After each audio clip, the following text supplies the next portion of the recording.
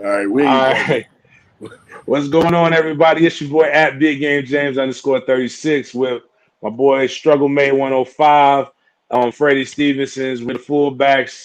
This is Inside Drills, hard hitting podcast. Everybody knows about 7-on-7. That's for the pretty guys. The Inside Drills is where the men live at. It's hard.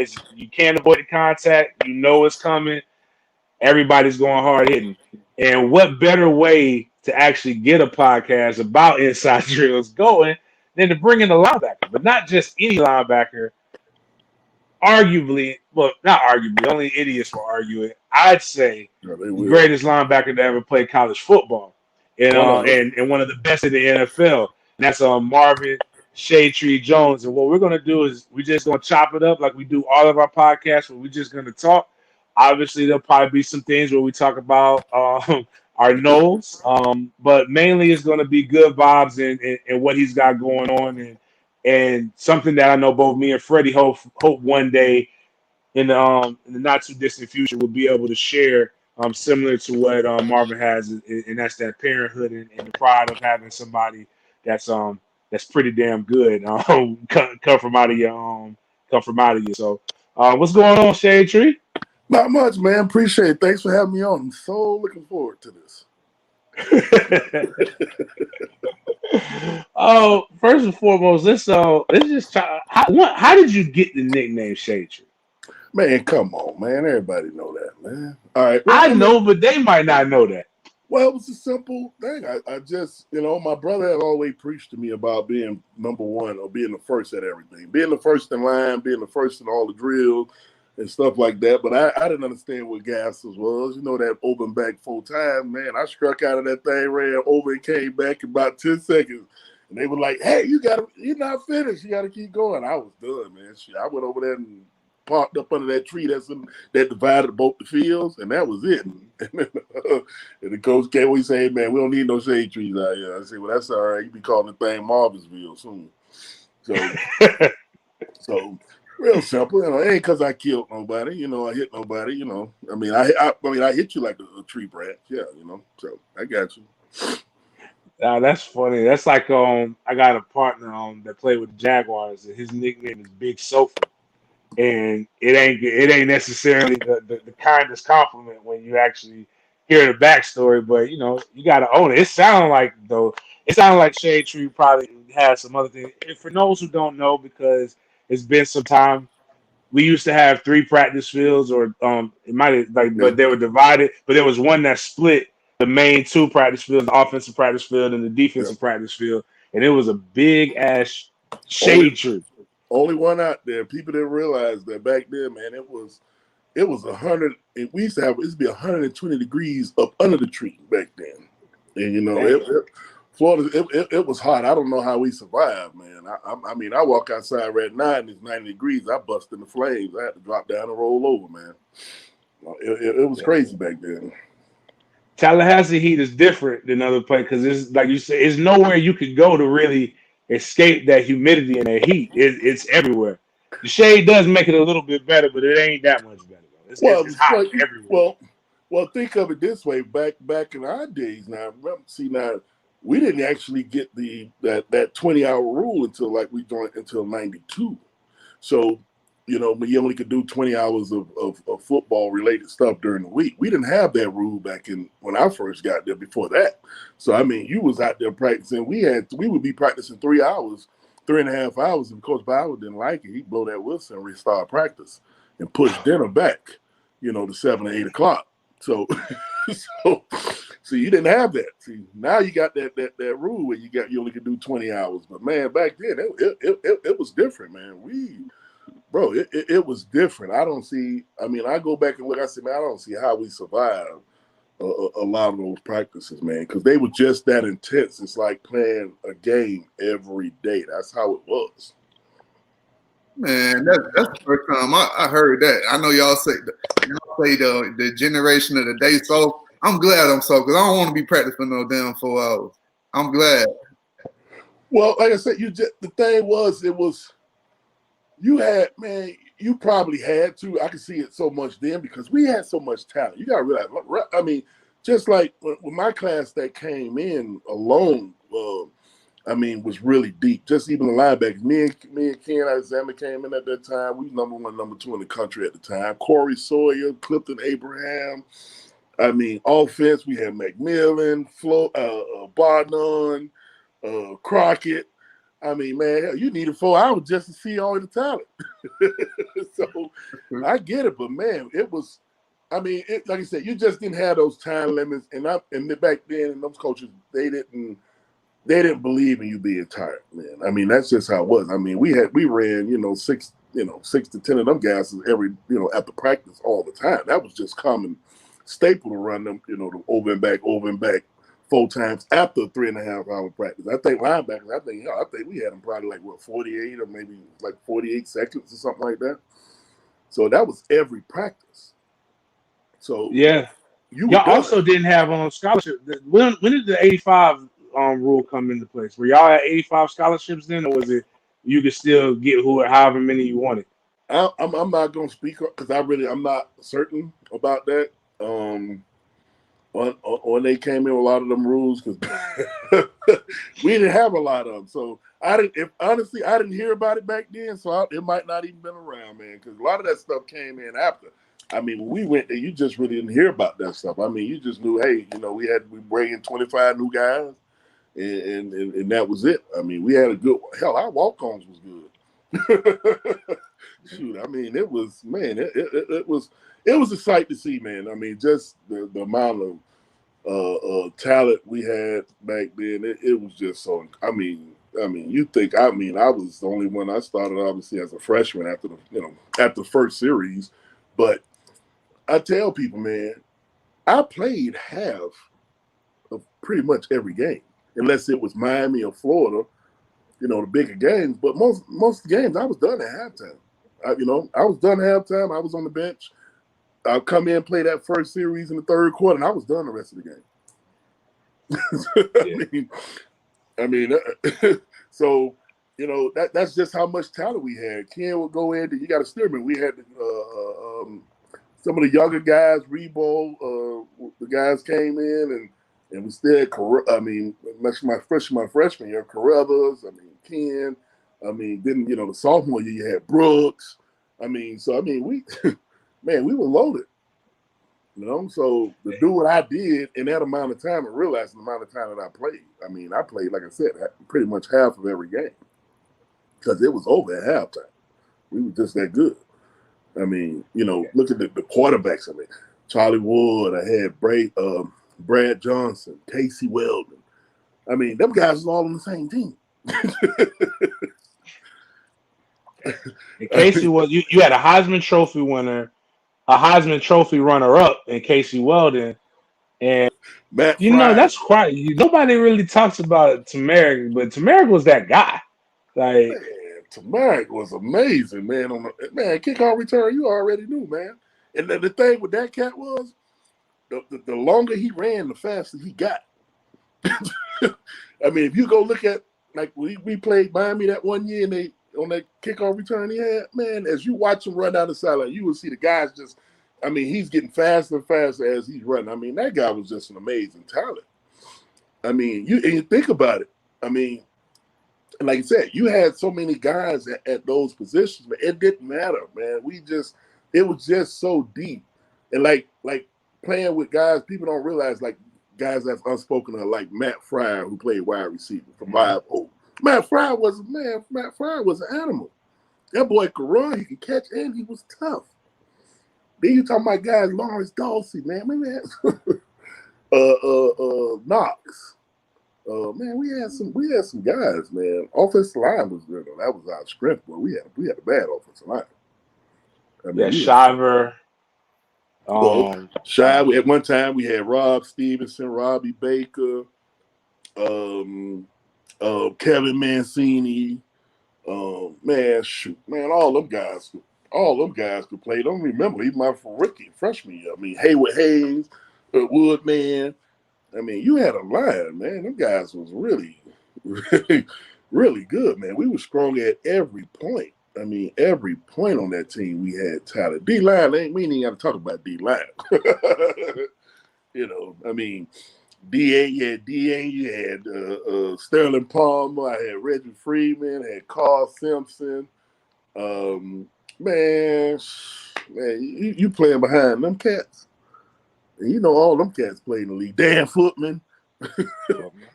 Man, Whose son ended up actually Footman's son played with you, I think, Freddie. What's his name? He was a D tackle too. He came because Footman was out of Jacksonville. That boy was a baby. I remember when Foot showed me that boy when he was about 2-3 years old, man. That boy was about 3 feet tall and 80 pounds. That boy came out full grown. Call a man child. But he just had so much talent, man, and it was just unbelievable. So you can imagine, man, just trying to get reps for guys. I mean, I can remember days like me and Barnard in practice, man, we was going at it like full go smacking. I mean, and you know, it's like once one of us tagged the other one, then okay, it's on. Now it's between me and you now. That whole practice. Goal line, man. Everybody, goal line, my favorite part of practice. Because man, I was going over the top. I'm diving over the top. Time you get the ball, I'm gonna hit you before you even get the ball. I mean, that's how it was, man. It was just that crazy, man. It was live. You know, everything to me was live. I mean, Coach Bout said, "Hey, Mickey, get him out of there." Yeah, we can't practice. I mean, you know, it was just, man, but it was competition, and that's what made it great there. Offense against defense, man, that was the thing. We couldn't wait to have that little period of, you know what I mean, when you know, if they don't score, they got to score, or you get to run. I mean, that was the whole thing, man, for us, man. And you know, but a lot of that stuff you just can't get in, you know, you can't do anymore. You know what I mean? You just can't, you know, just people just real sensitive about football. And I get it. You know, I get it. I mean, sometimes I may forget where I am, but you know, I quickly remember. So you know, but you know, it was a different game back then, man. A different, you know, era. I mean, I recruited. Think about it. I recruited. If it was the number 1, number 2, number 3 guys in the state of Florida or anywhere around the country, I was recruiting them guys. Man, come on and play with me. You know, everybody that was in Miami, hey, I'm going to Florida State. What you gonna do? You know, we take our trips together. We trying to bring everybody, you know, with us. I mean, think about all the guys that came out of Miami, South Florida, you know, during them time, Crockett and myself and Sawyer and all those guys from down south. You know, we was all going to Florida State together. We made a pact, and you know, and the thing was, it was for all of our benefit in many ways. I mean, today a lot of players, we weren't necessarily so easily influenced, but just think of the fact that during that time period, nobody was leaving the state of Florida. I mean, Miami, Florida State was all top 10 teams. It was kind of an insult if you left outside the state of Florida. Where you going? Back then, where you going? Nebraska? Where you going? Oklahoma back then? You know what I'm saying? Anywhere outside the state of Florida, we were going to beat your brakes in. You know, that's just how it was. I mean, the toughest team back then at that time was probably, you know, you had probably Auburn, you know, which has always been a traditionally, you know, tough-nosed team, but nobody wasn't leaving the state. You know what it was? Let me tell you why nobody left the state. Because the boys back home going to rag on you. You're going to get ragged on. You know how hard it was for me to leave out of Miami and how much trash talking came out of that, and I lived 10 minutes from the University of Miami? I mean, that man, you had friends and family stop speaking speaking to you back then because of that. You know, so it was just that intense, man, because like I said, you had so much pressure on you. Nobody wanted to leave. These guys now, you look at what has changed college football in so many ways now. There's probably not one D1 top 25 team that don't have one guy from Florida on that team. You know, you're going to face someone. Look what it's done for teams like even we got to play, Louisville. Look what it's done for them. I mean, over the years, Florida guys. That's transcend that team from, I mean, guys like that, they was going to get beat 40 points back in our day. They played us. You know, so, you know, it's just a different landscape now, man. But I don't mean to take over your show. We call this Marvin Jones. Nah, man, that's what it's here for. It's no real format. It's just we're not interviewing you. We having a conversation. This is I what want we want people to know is how it's going, how within reason, how conversations go when when the cameras are off. Like I ain't don't want nobody getting in well, trouble, but at the but same time, we want the real. but just think about this, and there's a lot of things people don't. There's always going to be. You got three perspectives on a lot of things. You're going to have a fan's perspective. You're going to have a player's perspective, and you're going to have a coach's perspective. Now, as a player perspective, I'm going to speak out. I mean, when you look at Florida State, if you're a passionate player and that's where your mind has been, is that you're a former player of Florida State, your reaction to like a lot of the stuff that is going on is going to be very emotional because you love the school so much and you're like, man, I just never thought that I would be able to see, Florida State in that type of position or what we're going through right now. And the thing is because you go, okay, well, bam, 8 years ago, was probably the last title, 2013, I think. Yeah, it's probably the last championship title. And then you look 8 years later to see, well, how we slide like that. So you ain't trying to understand anything other than where we were to where we're at now. As a fan, it's somewhat going to be somewhat similar. I mean, they're very passionate, but they ain't getting beat up on the field. They ain't getting talked about. So, I mean, you think some of these fans are actually want being talked about and dragged through the mud. Like, you know what I mean? Like I was writing the other day on my Twitter. I'm not sitting here to pretend like I'm somehow more hurt or disappointed than the Mike Norville and the guys that's on this team. They the ones that are getting beat up. They the ones that having to deal with the media. No. I mean, I didn't have to deal with that. You know what I'm saying? So, but as a coach, as being a coach too, I understand from different sides. People think, well, oh, you got a bunch of 5-stars. Man, that junk don't mean nothing. I had 5 stars at Florida State. Never played one down in football unless it was 70 to nothing. So that really doesn't mean anything. So can you tell me this then? So a 5-star from South Dakota is the same as a 5-star from Florida? Not in my mind. But but I'm saying you've been on the team, we played on the team since we're gonna be real. Let's be real. I've had some of the best players that barely could understand the offense or defense. No matter how many times the coach put it up on the board, how many times you as a player tried to explain to him what he needs to do or what's going on, they don't get it. So a lot of times we look at it from a coach perspective. Oh, yeah, well, man, the coach ain't coaching. People, like I keep telling you, if you ain't in meetings during the week and you ain't at practice, you have no clue what's going on.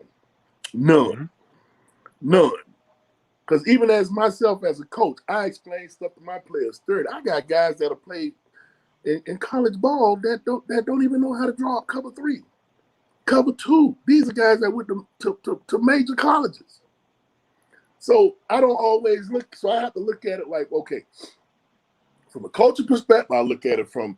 I know this because I've talked a lot of guys and tried to get guys explaining things. Guys come out of high school, it's a transition period. The problem a lot of time where I look at college is college is about relationships. I coach pro guys, so it's about a little bit relationship, more about money. Okay, but college is all about developing that relationship. A lot of time players, they don't insert and still understand, like I tell my son, understand you still a corporationist in many ways. You got to treat this thing as business. Granted, I may love the way a recruiter, because recruiter going to tell you everything you want to hear. They always going to do that. Every college is the best college, even the ones that ain't even ranked or unranked and this and that. So understand there's a relationship that has to happen. Like I tell my son, think of 5 things about that place you like that have nothing to do with football. Because if that coach is not there, can you stay there? Is that a place that you can be if it wasn't for the football program? So there's a lot of things you got to calculate into that. But these kids now, they get buttered up for so long. And then when they get to the college and they don't put out the way they should, then all of a sudden they feel like they cast to the side. Now their feelings is hurt. So, and we still got to remember, these are now, I've been so against it. I really don't, a lot of these colleges offer guys 14 years old, 15, 16 years. These guys don't have no clue about this stuff. Now all of a sudden you offer a 14-year-old kid, what you going to tell them? to a major university. How you coach that kid? What you gonna tell them? Well, hey, I already got such an offer. They don't understand the offer don't mean nothing until you put your name on that ink. So how do you coach these kids? I'm just saying, if I'm at high school, I got a kid that's ninth grade, that's pretty good athlete. Let's say USC, somebody just offered him. He got offered by 3 colleges. How do you coach that kid? Now you just intensified the fact that now I got to really be on this kid. I got to really try to keep him humble. I got to make sure he's doing everything that he can do to keep himself in position for another 3 years. You know how hard that is? To get somebody now to say you got to play consistently for 3 years. So there's a lot of dynamics that go on there. And today, guys are just built different because they start a lot different than we started from our youngest ages to now.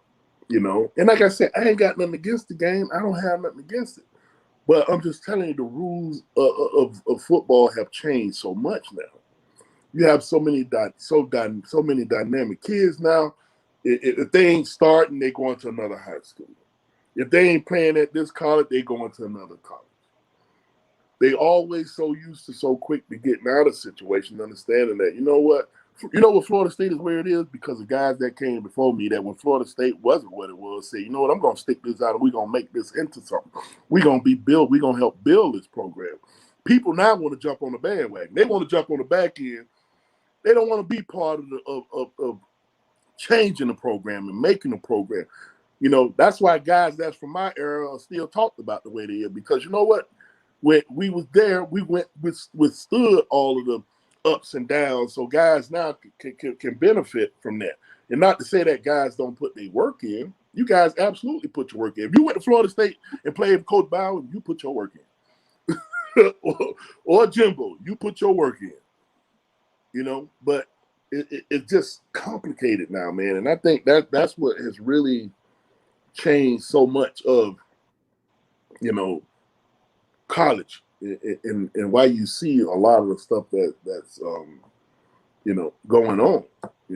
I mean, it's like you almost got to babysit guys. And you got to be careful what you can and what you can't say because you don't want to lose a guy.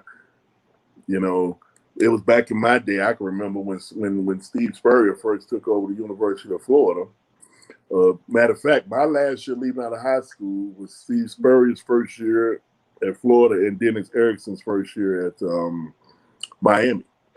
Steve Spurrier came to Miami Northwestern and sat down. He said, "You coming to Florida? You coming to Florida like that?" And I laughed like, "Well, okay, But that's how it was back then.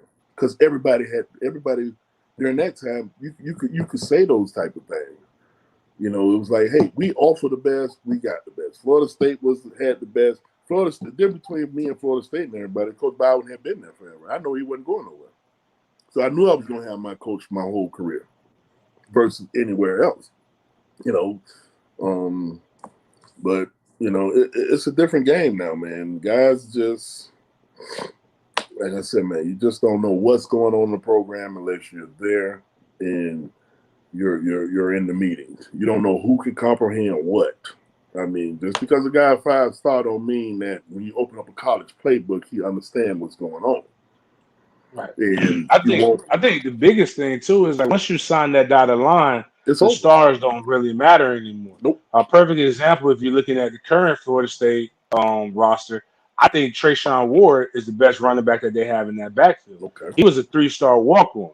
Mm-hmm. Like it's either you can play or you can't play once you get there, and a big part of it is your comprehension. And you're right. You are right. You can't.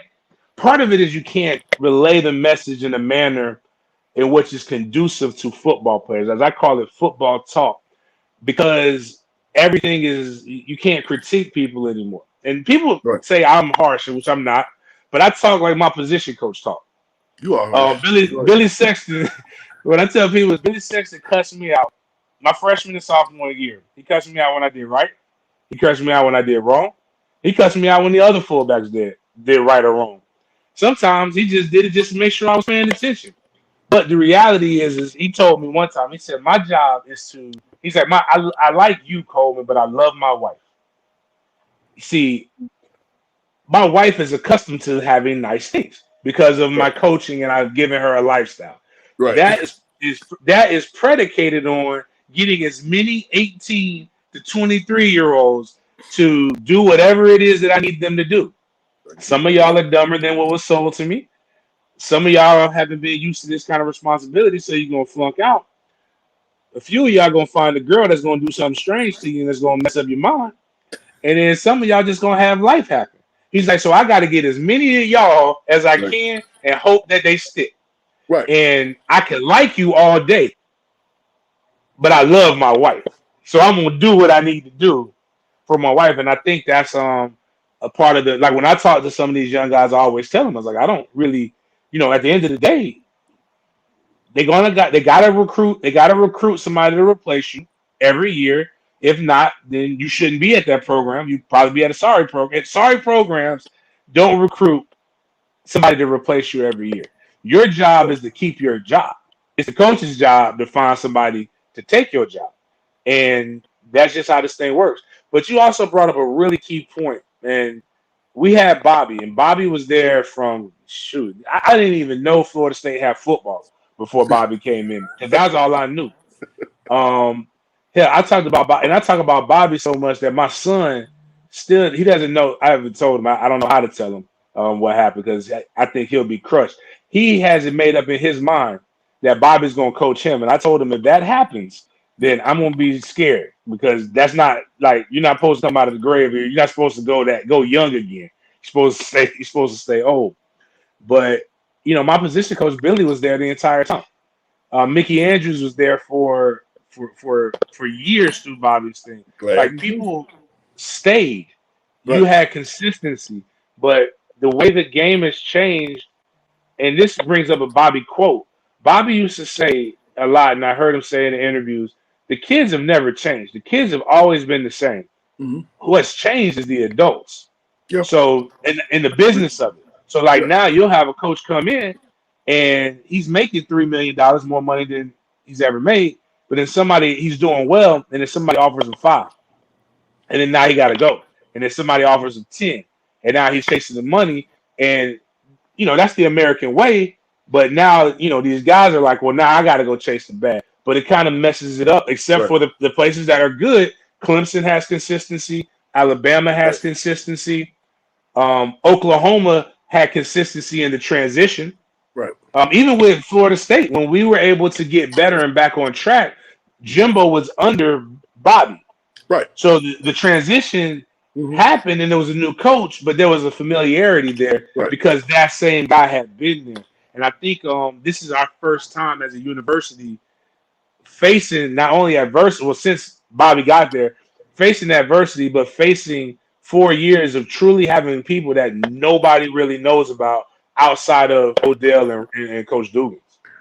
Well, yeah, but there's always going to be things in there that's going to be telltale signs. If you go back to even the last years of Winston, I mean, you take Winston and Dalvin Cook out of the equation, you got a whole different team. Mm-hmm. So I mean, it's not like you had 30 great guys on that team. And remember, a lot of those games were won, and not to say that, it's not to lessen them, but a lot of those games won at the last seconds of the game.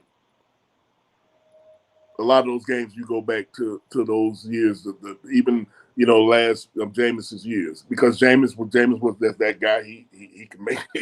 He just had made some throws that was like, and Dalvin broke off some plays that average guys get 5, and he was getting 80. Those guys were big difference makers at that time. So it wasn't like you look at that roster, you go, okay, ooh. You know what I mean? It's like if I'm a defensive coordinator, guess who I got to stop? Jameis. And I got to put something in there for Cook. And to show you how electrifying it was, Cook's still doing the same thing in the league. Boy, he's so damn good. Let me ask you this. Did you play women? No, because you weren't there, but you saw him, though. You probably played against him in the league. Now, Billy used to tell me that Sammy Smith is the best running back he ever coached. Sammy Smith. I think Sammy Smith was an animal now. But now, no, just say every camp, every fall camp, I say that he he's would the go best. find. Sammy Smith would have been. Like I said, I like to break things into eras. Let's break it into era because I don't Okay. want to say somebody is the best of all time when you know what it was a different time period. When I look at Dalvin Cook, I look at somebody that's a do-it-all guy. So if you got somebody that can run, that can catch, like Dalvin can, I don't want to me saying he's the best guy of all time. With I don't want to negate somebody that was great for what they did. Right. If I had Sammy back in them days, if you had a running back around, guess what you're doing? You're running the ball. You ain't really throwing the ball. So, but Dalvin Cook, as far as I would say, as somebody that was overall and what he's done to even now, it's unbelievable. It shows you what kind of this guy's doing this to a bunch of grown men. Imagine how he was when it was some boys. To show you how great of a player he is. He's only gotten better. To me, the dude has gotten better. But I'm just saying that just shows you how much he was to that offense. Him and James. I mean, even you had some guys that were sprinkled in there, Benjamin, and some few other guys that was there. But man, Dalvin Cook just. I mean, like I said, you take that. Look. I mean, take James out of James and Dalvin Cook out of the picture. What you got? Shoot, not much because. We was on them squads and we look around, we have good old line, and we look around like, man, if we didn't have 4, we wouldn't even be here. Yeah. I tell fans, we've been complaining about the offensive line since 2015. So, like, the offensive line issues aren't new to Florida State right now. You just had elite. That's why I tell people, like, my pick is Dalvin. Work done. I love Dexter's up there. Dexter Carter should be up there. But Sam, I just said that because like you brought that up. And I was like, man, listen, because people argue with me, and I'm like, are y'all not? I was like, y'all not watching the same game that I'm watching? I'm seeing cats getting pushed in the backfield, and somehow he makes somebody miss, and then he just. I was just saying, this dude was amazing, man. But so from what you were describing, going back to how the amount of talent that was there, it sounded like you guys went through stuff because if you didn't go through something, you might not be Marvin Jones today. Like if you didn't push it, like somebody might replace you. So it was more of a you did it because there was so much talent surrounding you, so you had to have that mentality. Well, the thing was we had accountability, man, back then. Okay, I can tell you this right now. If you was out there on the field with me, and you jumped out of the way of a tackle or tried to tackle somebody during the game, boss, I was going to be in your butt on that play. I was going to cuss you out during the play. You know what I'm saying? So we had accountability. So before you even, put it this way, you ain't even had to worry about the coaches. Because if you was somebody that came in there and you going to be a part of our team, bro, you got to get through us first. You know what I'm saying? The coaches would just go, what showed up on the field, but at the same time, you had to have accountability. No different than recruits that came in. Man, we telling you straight up, this is how it is.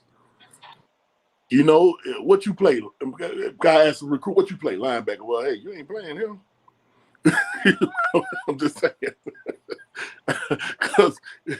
But we just had that type of, you had to rise to the cake. You didn't. We were so okay, and this is where this comes from, and then you can maybe see this connection. Okay, you go back to them days. We all lived in Burton, really, at the time. So we saw each other all the time. We would meet out there at the pool, around the pool. We was always together in each other's rooms, hanging out. That's where everybody hung out in Burton. Hey, I opened up my door. I got the music blasting. Everybody out there just hanging out. We had that type of camaraderie. We was with each other all the time. That makes a huge difference. And what I'm saying is, there are teams you might say, okay, well, it doesn't affect Alabama, it doesn't affect Clemson. No, yeah, it does, because those guys are very close teams. Close teams. And I can tell you something. And to prove my point, you can watch teams on TV. When things ain't going good, they all sit on the sideline and they don't interact. You don't see anybody up and down the sideline in anybody's face or rallying the troops. See, in our day, bro, you couldn't Man, you couldn't get off the field unless somebody in your face. Cause you just felt that way, man. We were gonna rag you, bro. Cause you couldn't play. Freddie, what I say, dog? What I be saying, man? These boys don't get roasted like they like it used to happen You said back it. in the day. You Bro, said you couldn't come to, bro. And you know what was even worse than that? Is the dude that came before us. When they came back to Florida State to a game, you had guys like even my brother, Pat Carter. Everybody know Pat Carter, PC. Them guys were gonna rag you, man. If you man, how you come to Florida State and you playing like that? You know what I'm saying? Oh man, it was just so much accountability, bro. Them old heads, it's like right now, them old heads wasn't gonna let you get out that easy. They were gonna rag you, bro. So I can remember when I used to go up there when my brother was there and I was in elementary school. I used to always go up to Florida State and hang out during the summers and stuff like that with my brother. Man, them dudes was rough. and so you just had to do it for them. I mean, I can remember time anybody that ever went to Florida State when they came back there, bro, they were gonna be on you. They were gonna be on you, man. And it was in a good way. I looked at it like a challenge when guys came back to Florida State and was like, hey man, y'all gonna win with y'all, yeah, man, we got this. Yeah, we got this, man. You can't do that. You have to, okay. I'm gonna give you an example. As a head coach myself, I can remember I ended up. I was always predominantly ran my defense. That was my defense. I was always my defense coordinator. So my defense was the best in the league every year. And then one year, all of a sudden, I lose my offensive coordinator. So now I got to go over on the offensive side. So now I got to go over here on the offensive side, call plays, all this stuff. So, which I know offense anyway. That's not a big deal. But one of my coaches, when I'm in the headsets, he's listening to the headset, and he's telling me at halftime, he say, Coach, you're on the offensive side now. The approach you had on your defense, you got to lighten up on the offense. So I'm thinking to myself, like, huh? Huh? See, the difference is now you got to be different. You every guy ain't gonna get the same message. So you got to know your players. I know which players on my team I can go at, which ones I have to go at, and I have to bring them back. Versus like I got guys on my team, I go upside them all day. You know what they're gonna do? They're gonna bounce back because they dogs. Every guy ain't a dog. Now I ain't saying you can't get them to play like a dog, but your approach, you got to know who you dealing with on your team. There ain't no one message for all. Like at Florida State, when I first went there, guess what? There was one message for everybody. If you didn't conform to the message, you probably ain't going to be here.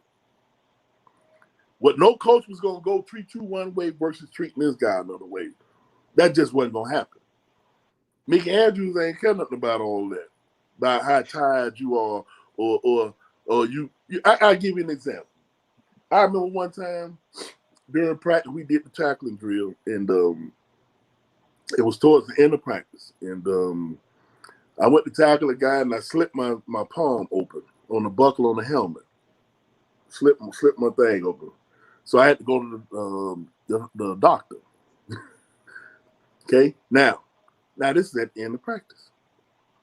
So I'm in the doctor's office. The phone rings. It's dark outside. The phone rings. The doctor looks over. I said, that's Mickey Andrews. He said, yeah. He said to get your ass back here to practice so you can run your gases.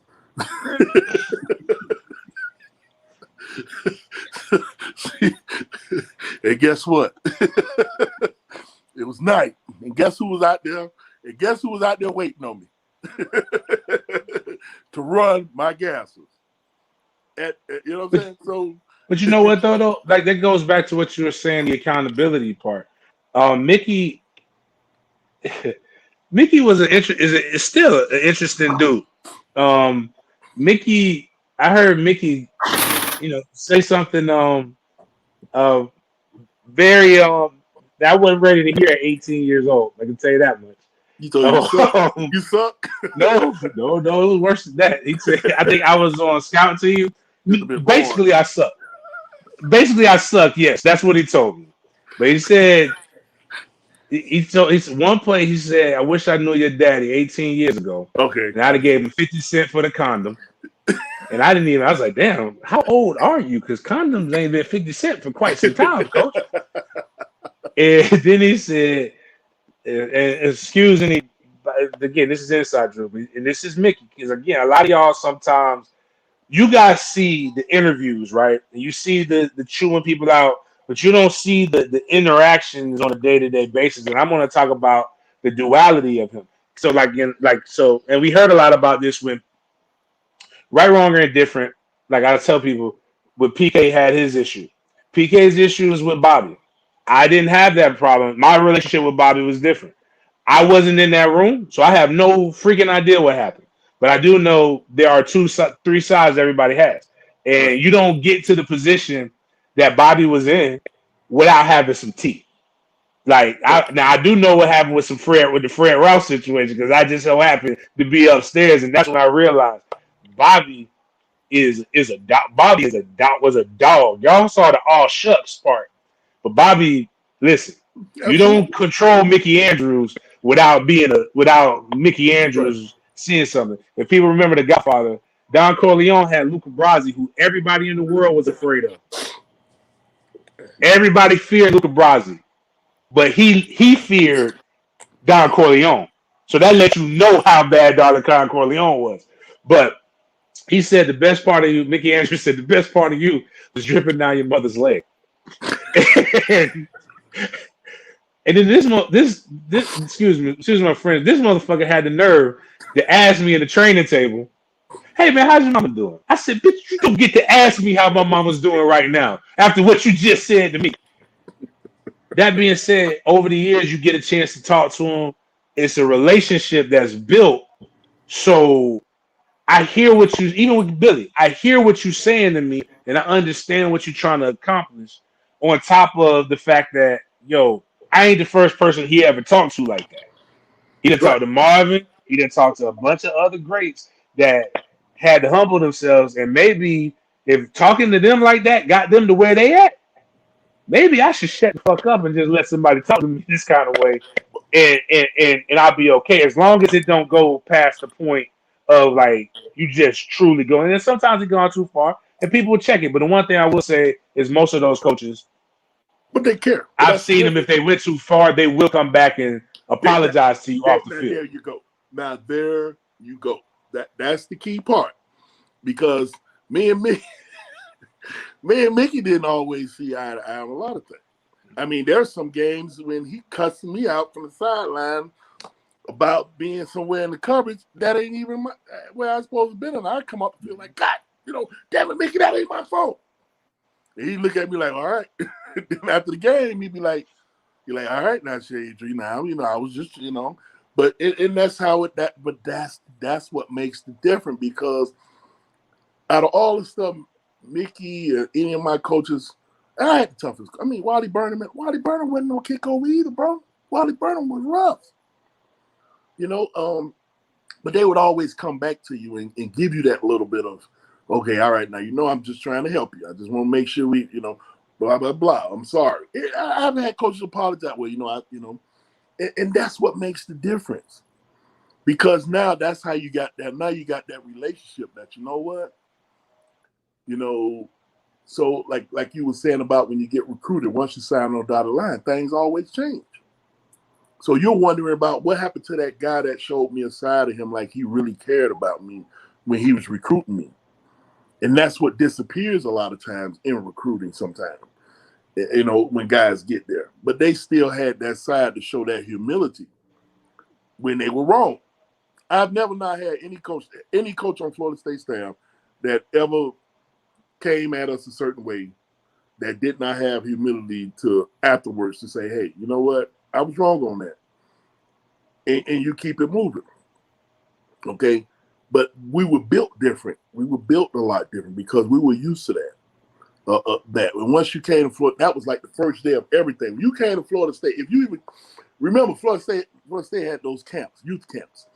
Mm-hmm. If you came to a youth camp at Florida State before you went to Florida State, you already knew what it was like. Because the youth camps were just as intense. Just as tough. I mean, with Yeah. Chuck Amato, man, you already knew. They were letting you know right there when you attended the youth camp that, you know what? If you can't get through this youth camp, you ain't got no chance of being at Florida State. Because those camps them camps was deadly, bro. I remember them camps. Man, I was thinking, I went to my first youth camp at Florida State. I think I was in 9th grade. Man, I was like, man, I don't know if this football thing really for me. You know what I'm saying? Because back then you had to walk in. You stayed over in the old dormitories and stuff. You had to walk over there, and man, I'm like, man, I don't know about this football thing, man. This ain't nothing like my high school, you know. So you were prepared for that stuff, but you were used to that. And the thing that always, and here's the difference: if Bobby Bowden, Coach B, got in your behind, or any parents, or any coach got in your behind, and your parents talked to them, guess who your parents sided with? Yeah. Exactly. Because you know what, boy? They gave you opportunity to come up here to make something out of yourself. Give you opportunity to go to college. Because if I didn't get a scholarship to college, my daddy ain't had no money to pay for me to go to college. So, boy, guess what you better do? You better go up there, shut your mouth, do what they say do, and get your education.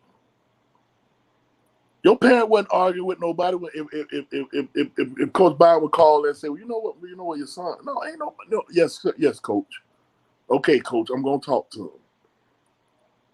You know what I'm saying? So that's a lot of different. Now parents ain't, they want to side with the kid all the time. Well, my son can't do no wrong. Now My understand mama that, didn't know enough about football to even know if I was right or wrong. She just said my mom had a simple formula. Shut up. Be so good that they can't deny you. I said, Mama, they're not playing. She said, well, then get better. And just said it with a straight, I was like, how?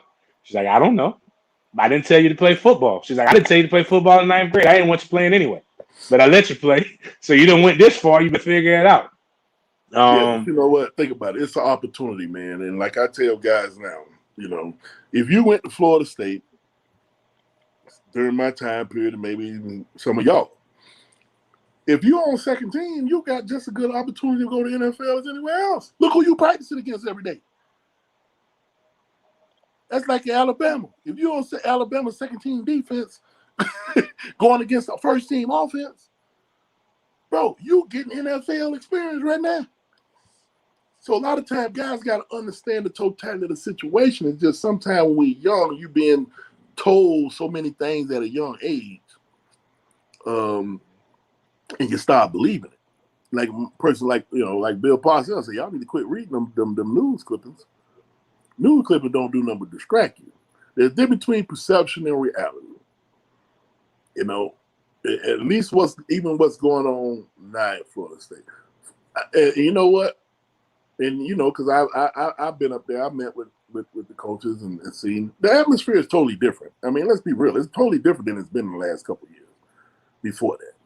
I mean, I've been out there when they done doing the conditioning and all that type of stuff.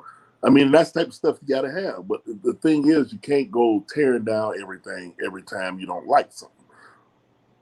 I think as coaches and like a head coach, Mike know what's going on. And we know that there's always got to be changes in ways, whether you like changes or not. We always got to figure out to do something different. But you all know it's just like trying to change an offensive game plan during the game. You can't do it. Because guess what? We got to go with what we practice with. And if what we practice with ain't working, this is going to be an L. We may have to take this loss and come back and regroup for the next week. You can't go change a thing mid-season all the time. You just can't. You can't tear it down like that. And like I said, me sitting there, I mean, I like what I saw then, but we got to understand something. You don't never know what you got until the lights come on, bro. You ain't going to never know what you got until the lights come on. I don't care what coach you are. I don't have to know. That's why I say you have to put some of the players got to rise. I'm a defensive player, my man. Like right now, I'm a defensive player. You don't have to tell me one defensive. You ain't got to tell me nothing on defense. Put me over the center. All I got to do is blow the center up. I ain't got to know no calls. I ain't got to know no defensive calls. If you're on the D line, I ain't got to know nothing on defense. Line me up over the man in front of me. Let me whip him. Okay, that's me. Okay, but I'm saying you got to have that type of fight in you as a player. Regardless of what a coach called, I done seen plays that should have been hit for losses went for touchdowns. That's the players. So coaches ain't gonna always call the best calls. Come on, man. We've seen some of the worst calls go for touchdown because of player. Like I said, like Dalvin Cook. Some of the plays should have been for losses. Mm-hmm. They go for 80 yards, 70 yards. But the players got to stick together, and the player, and I went through this as a coach, man, and I had guys on my team, and I could tell underneath. I said, well, there's another dynamic going on here. I got some players that don't like some players, they don't get along with some players, and there's something going on underneath that's causing this. But once you put that stuff on the table, and guys start loving each other, and they start playing for each other, and they're willing to go out and sacrifice for each other, that's when you're going to have a great team. You can't tell me during y'all era that there wasn't. You had some selfish guys on the team. Every team has them. But you couldn't tell me the majority of the team. But you got to have a majority of the team that's willing to go out and say, you know what, man, I'm going to win this game for James. I'm going to win this game for Steve. I ain't going to let my boy down. You know what I'm saying? So you had that. And that's what put you over the top. That's what put us over the top. I can remember like yesterday, man. And one of the most memorable times for me is when we went to Georgia Tech, and I sprained my ankle towards the end of the game, and I missed out on the game, and we came back and won the game. And when the whole defense picked me up and put me on their shoulders and walked me off the field. And at that time, I broke down in tears, man. And those guys, I said, man, well, damn. I was like, man, damn, that was crazy. Like, I was like, man, I was crying. You know what they told me? They say, Marv, we did it because we wanted to show you how much you meant to us.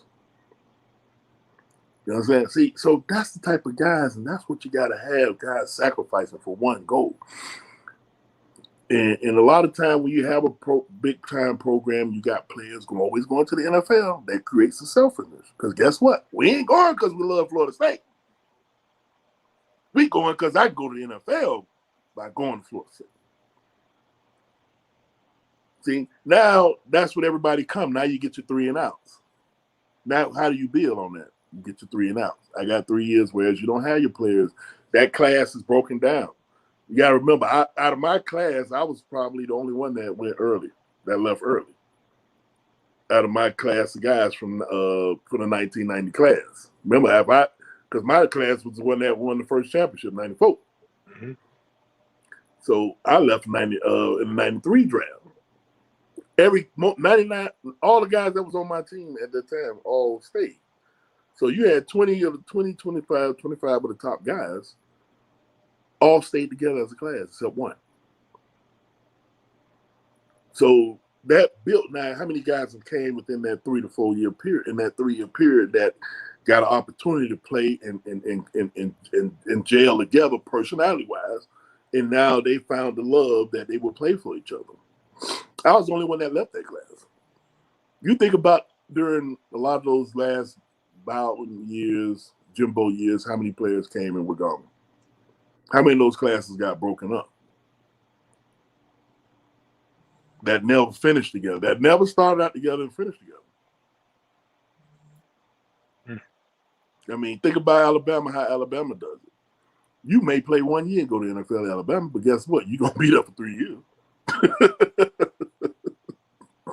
You're going to be part of that next class. You know, they're going to keep that together a lot of time. Florida State, we're going to play we played during those times, we played who were the best players at the time. And which is okay. Guess what? If I got 5 with a great player, I can't put them all on the field at the same time. But guess what? Hey, this is what we're going to do. You know, you ain't going to play this year. We're going to sit you this year. We're going to want you to get your grades right. Boom, boom, boom. and prepare you for the future. Kids don't want to hear that now. It ain't so bad. Even I look at myself. I played 3 years. You went somewhere where I got sat for a year, rested up my body, got my grades the way I wanted them to be, and all I got to do is go out and play for a year or two and still get to the NFL. Yeah. I just look at it, man. It's just a different era. I think, all indications of me being there this year told me that, Florida State moving in a different direction. Things was going to be better. As far as the coach, everybody got a problem with every. See, that's what I'm saying. That's what causes issues. Time Mike Norville comes and say, "Well, I'm going to change the policy. I'm going to have a no hoodie and no earring policy." People complain. Why are you worried about that? All of that's all about discipline. You got it. You know what I'm saying? And I'm not saying that that's going to make them better, but at the same time, you already saying what ain't going to work and what don't work. Every little thing in football is saying, coaches, if you can't have a little bit of psychological game with players, you can't build a team. If players aren't willing to sacrifice. And I'm not saying, it's like you can't fight every issue. If this is what the man wants, that's the man they chose to lead the team.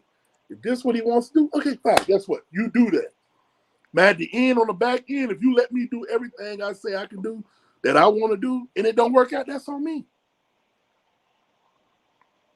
But give the opportunity, because players have to be, in order for players to grow, they have to be put in uncomfortable situations. You have to put them in uncomfortable situations. Nobody like us. As long as we're comfortable, we ain't getting better. True. Until they bring in another rookie. Until they bring in till another freshman come in. What position you play? Fullback? Oh, okay. All right. Yeah. Then you take your baseball cap off. All right, coach, I need to get in there. You done sat out the whole practice letting everybody else get all the reps. Now the young bucks show up. Coach, hey, I need my reps today, coach. Because that's that uncomfortability. And I'm not saying, I think, you got to lay a foundation. We haven't laid any foundation. Think about it. All the guys that's been on Florida State team right now ain't had a winning season.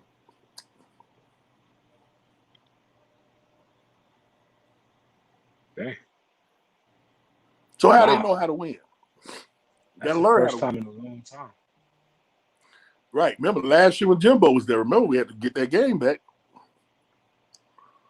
We had to get that game, replay that game just to get Quad Bali. So tell me what guy on this team has had a winning season at Florida State. I'm waiting. That's right. You can't outside of the transfers, but they didn't have it at Florida. Well, outside the trainers. Yeah. No, yeah. Damn trainer got a bowl ring. Look at it. But my point is, okay, so what guy on that team right now is going to be able to tell other guys what it's like to win? Leaders emerge because James, Freddie, guys like you that have been in a winning situation, you can tell other guys, you know what the standard is of winning. So right now, what you got to have the coach, you have to let him do what he needs to do to set a standard, to put things in place. In order to be conducive for guys to understand what it is. So part of that, like I said, none of these guys have been on those type of winning teams. They don't even know what it's like to win. For the most part. How do you win? Because if you watch a lot of stuff, they'll continue to do things.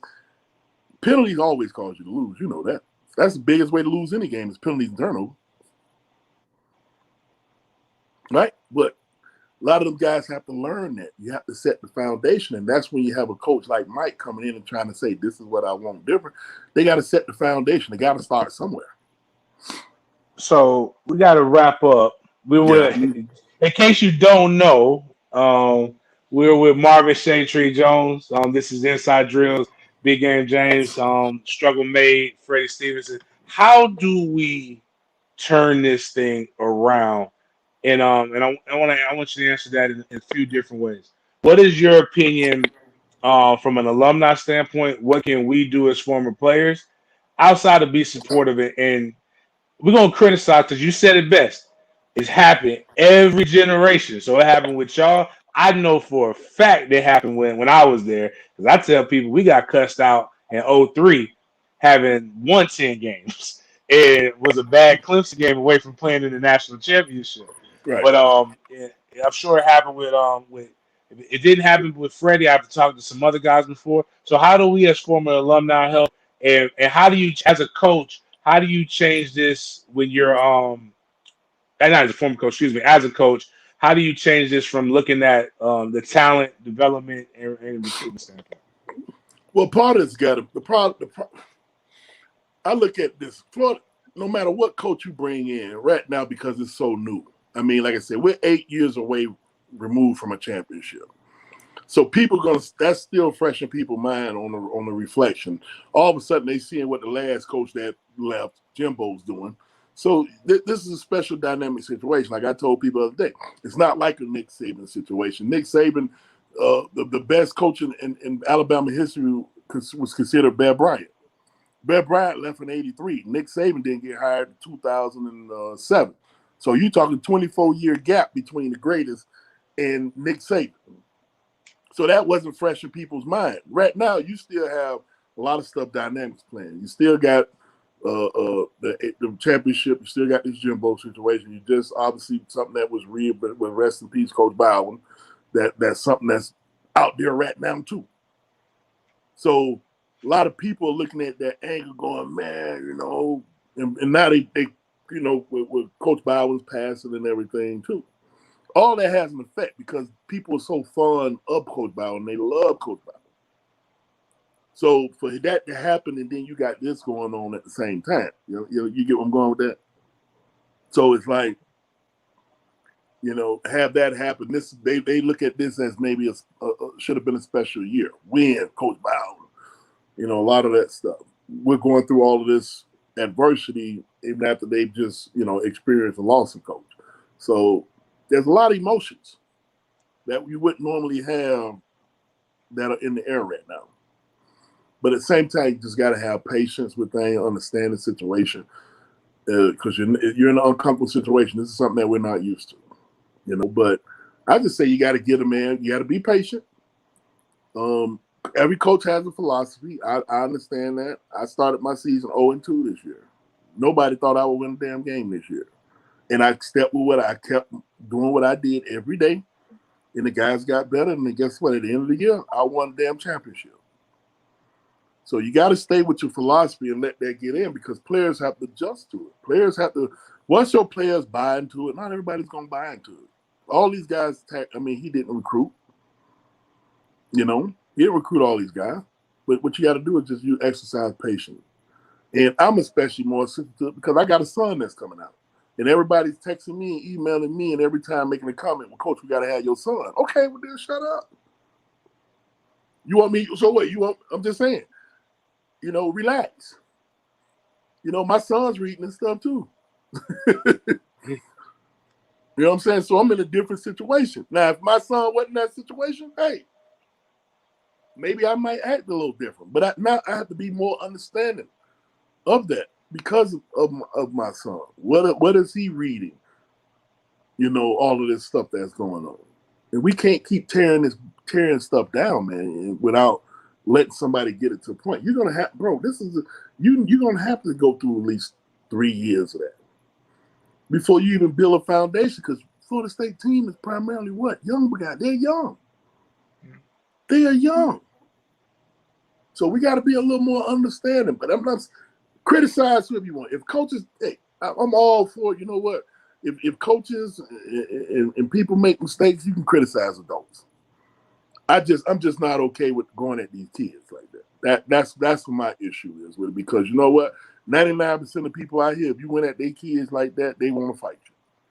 Oh yeah, now, yeah, I saw there was a post in one of the nose groups. I think it's Jarvis Brownlee, number 3, his mom. Yeah.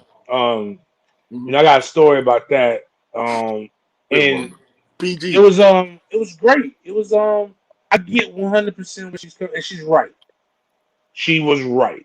It's very people have had some very pointed. It's not just that man you dropped the interception or you didn't make this tackle or you didn't do that. Those are things that that's on tape. Like those are facts. But like Right. saying you suck at life and when you like going to the other extreme. But again it goes back to things. I always tell people I'm very much so like my grandmother. I'll give you the shirt off my back, but you might hit my mouth if you didn't do what I Right. told you to do. But I'll give you if I told you how to get a shirt and you didn't get one, Right. you're gonna hear my mouth while I'm giving you this shirt. But I'm gonna give you the shirt because you need to understand that next time I might not have a shirt to give you because you Right. didn't do what I told you to do. But she told me this. Like I called my mama when I messed around and read the message boards when I first started. Right, my first game officially starting a full game by myself, and they were like, man, we got this young former walk-on fullback going in there. We're gonna just abandon the running game. He sucks. He blah blah blah. They didn't update my weight. They like he's undersized. He's 215. What the hell is he gonna do going in there blocking these guys? And you know what? I got my little feelings hurt. My little feelings got hurt because I read the message boards of some imaginary person that I've never met before that don't know. Like you said, ain't in the meetings, ain't on the fit, ain't at practice, ain't even really watched the games. Because at that point, I split time. I played just as much as the other guy. So I called my mama. My mama told me, baby, they talked about Jesus. What makes you think they're not going to talk about you? I didn't want to hear that because I didn't want to hear that shit. So I called my grandmother. I said, Grandma, this is what they said about me. And you know what my grandmother, I don't have that praying grandmother, Right. that church grandmother with the Bible. My grandmother drank scotch at noon and she was cussing, but she loved me. She's a loving woman. My grandmama told me point blank, Shade Tree, Fred, I kid you not, she's still this way. Who told your dumb ass to read? They didn't bring you there because you was a Rhodes Scholar. They brought you there to hit people. So if you go out there and you hit people, you know what they're not going to do? They're going to talk bad about you. So I say those things not to lessen the blow. What I'm saying is if you live for the compliments that the fans are going to give you, you're going to die by their criticism. Because Yeah, at the end of the day, they can't do what it is that you do, and you're on that field, right, wrong, or indifferent, right. for a reason. So the only Absolutely. criticism you need to pay attention to, maybe some OGs who talk to you in a different way, but your coach. And if your coach keep putting you out there, I mean, hey, that's all I. But you're 100% correct with what you're saying. Some of the stuff that fans do say is a lot more pointed than what they would say if they saw you in your face. Because that's my only problem. Like now, my new tweet is this, and I don't mean this in a confrontational way. I'll be like, man, you seem to be very upset about this. Would you like to have a conversation over some coffee? Would you like to talk to me? Right. Like, because we all know that when we in the same room, you're gonna be careful how you choose your words because there is a level of respect at the end of the day. We all want to win. Nobody Yeah. practices two and a Yeah. half hours, 3 hours a day to go out and lose. Nobody Right. watches this much film. There's a lot better things you could do than go out there and try to lose a game. Well, at the same time, just keep it short. Just at the same time, how do you want your program to go? At the same time, you're at a point in your program where your program is you complain on one end that we're not very good, we're not getting better. Okay, now I get it. There's people out there that haven't been to Florida State that pretend like they fake fans and they may do things like that. And I get it. Yeah, players should have to be more tough Mhm. about criticism because it's part of growth. But again, it's like I said, certain guys, certain people, that's like us. It's like being in a room with 100 people. You can, but anyway, it's like going to church. You know what I mean? You got a church full of people, and the pastor say certain things, and certain people, and they feel like he's talking directly to them. And the rest of them, it just go right over their head. So those are the guys. What I'm saying about when you're dealing with younger players, how everybody takes things a little different. And I'm not saying that the players. I'm just saying if we want to put it this way, there are things that we need that I have to do, and it might not be a status quo, but there's things that you have to do if you want to get better. That's all I'm saying. If you want to get better, it doesn't matter whether it's right or wrong. Marvin Jones should be able to walk down the street with $100,000 Rolex in the hood.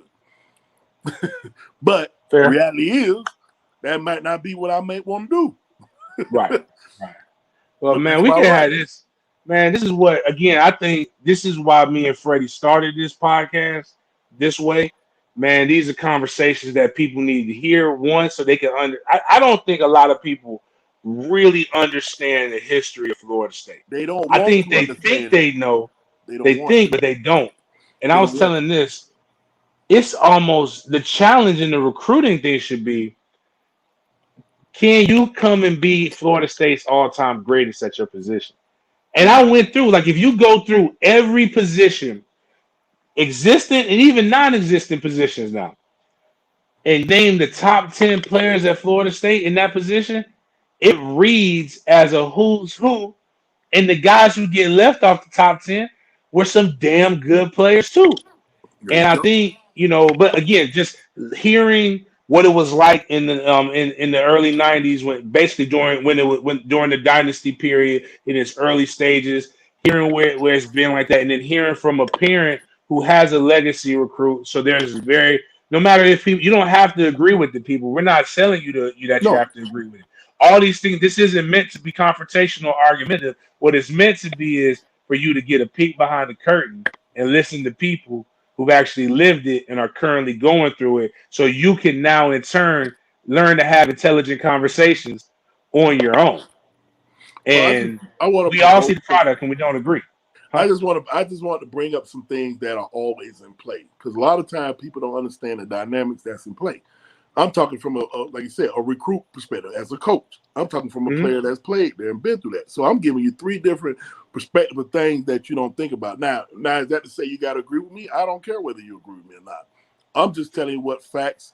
You can't change the facts of what the dynamics that role that are in play here. Those facts are what they are. How you choose to take them, that's on you. But I'm just telling you at this point in time, with the position the school is in right now, if you really love your school, go ahead on and try to do everything you can. Try to keep it more positive. And you have the right to criticize. I get it. But if you're going to criticize, somebody's going to criticize, make sure you're on the boosters list and you donate money and all that. And you go into the game to support the people. Don't be talking shit from your couch. Go support the guy. Now, if you spending your hard-earned money, spending $300-400 a night in a hotel, hey, God bless you. You have a right to talk about, to do all that stuff. But at the same time, I noted what the state of the program is. I made a point that time my season was over, I went up to Tallahassee, spent time, took my son, and sat there with Mike, because I want to see what's going on up here. I want to see the vibe. I want to get a feeling for what's going on here firsthand. And I can just tell you this. I mean, I have no issue with Mike. I think that, from my perspective and my talks with him, is that what he wants to do is all great things for the school and do things the right way. I mean, there's not one time that he doesn't talk about wanting to make the former players proud. That's part of every conversation that I've ever had with him about doing what you want to bring the school back to where it used to be and making the former players proud and stuff like that. So to me, this is a guy that understands what's going on at Florida State. He understands a lot of things. He wants to try to be a part of the Noel family. And he loves the school. You know what I mean? But at the same time, we gotta, sometimes you gotta exercise patience in things. Things ain't gonna always turn out the way you want them at the get-go. But we can't keep going back to resorting to where it's the same as Taggart and this and that. I mean, right now we where we at. We are. I don't care what anybody wants to say about Florida State's dynasty. Right now we are what we are. Simple as that. Yep. So you got to get out of that frame of mind. I can't keep comparing to the 90s all the time. I can't. It's a different era. That's not what it is now. This is Mike Norvell's team. And Mike Norvell got to do what Mike Norvell needs to do in order to get the ship the way, get this thing moving the way he wants it to be in. That's the only person. Marvin Jones, James, and Freddie, no matter what we say to Black and Blue, it ain't nothing going to change, about it. But what we can do is try to understand it, and, we encourage guys. I can try to encourage and try to keep things positive and everything, because I'm truly committed to Florida State. I love the school. I blood and tears at Florida State. My jersey's retired. So, I am one of the ones that, I want to see the best for the school. And I don't have the answer. You can ask me, you can put me on this show for 10 hours. I still ain't going to have the answer, because this has got to be until every player on that team is committed to putting it on the line for each teammate and believing 100% in everything that the coaches are teaching them. That's when things are going to change. They have to believe in what. If they don't believe in what the coach is telling them, it just ain't gonna happen. It's like the NFL. You guys, know what it is like an NFL. Once the NFL, once the BS meter go off on the NFL team with the coach, he done. He done in the NFL. Y'all, you know that. It's over. So until everybody believes in what in the tradition, remember, again, we got to go back. None of these guys on this team have understood and been under a winning program and haven't been in a winning program at the school. Yeah. I never thought about it like that, man. And that's why I think Mike wants to bring. And I think, one of the things you can't really chop it up with them during the season. I try to leave them alone. A lot of these guys, and I just critique the product on the field. But I think that's why we got to have these conversations, and more old heads got to come back, and not to compare. Because you can't fight ghosts. You can't chase ghosts. And that's why I was just getting on Miami fans. I was like, your program won't get back because every coach that comes in, you got them chasing the 80s. And it's a lot has changed since the 80s or even the early 2000s team. But, Mike be Mike. Let Mike be Mike. Mike ain't going to ever be Coach Bout. He ain't going to be Jimbo. Oh, yeah. Can we please do that and stop because I don't want to hear nothing about Mike and Coach Bout. Respect my coach. Respect my coach who just got put in the grave. Love Mike to death, but please do not compare him or this season or any other things to Bobby to try to ease the pain, because it ain't the same.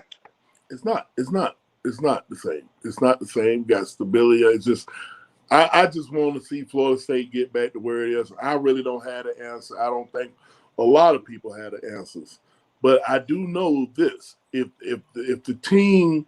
If everybody on that team is committed to playing for each other and putting on the line for each other and the coaches, things are gonna change. Okay, and to me, I mean, and I'm gonna be done. And to me, to where I felt like I didn't see that, it was that last play of that Jackson State game. Nobody had urgency. Like, you know what? The guy caught the ball. You got guys just jogging. Nobody showed that urgency. Dude, you know what this is? That winning that game would have changed a lot of things. Got the heat off of you.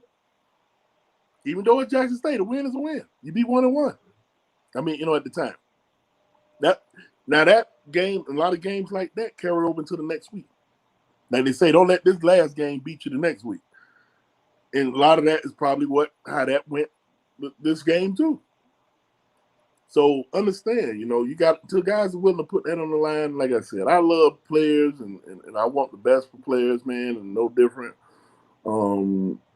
But they got to do it, man. They got to do it. Right now, all we got to do is we got to trust the coach that's there, that he's going to do what he needs to do to bring the program and get the program moving in the right direction and everything like that. So we got them. All you got to do is support them. Fighting them and arguing about it ain't going to change that. It is fair enough. Straight from a no legend, Marvin Shade Jones. This is Inside Drills, man. This is the content that we provide. It's hard hitting. It was good, man. That hour and 20 kind of flew through, man. I didn't even feel like it was. Again, the difference is if it was happy hour, it was 3 hours. Yeah. Oh shoot!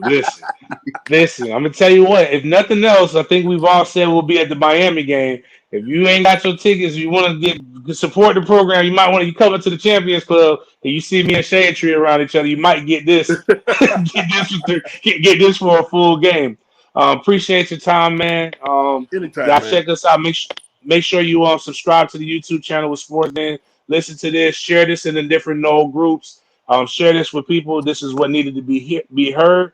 And let's continue to be the fan base that we are. Be crazy, wild, but maybe have some.